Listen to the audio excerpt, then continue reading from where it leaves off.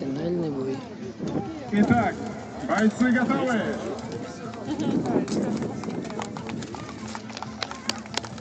Бой! Як завсюди бойовий кліч, курлик, який повинен принести, ну так думає Дмитрий, повинен принести йому перемогу.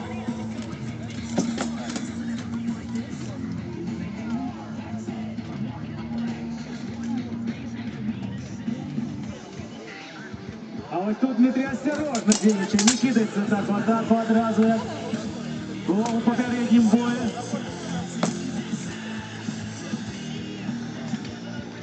Ну тут он не у выгодных позициях. С одного боку проиграл первый бой.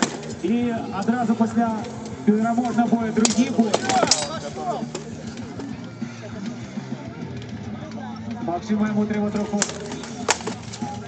зараз уже і починать більш активно діяти. Контролює перемогу. Бой залітає конкретно. І перший включається. Пробує в принципі.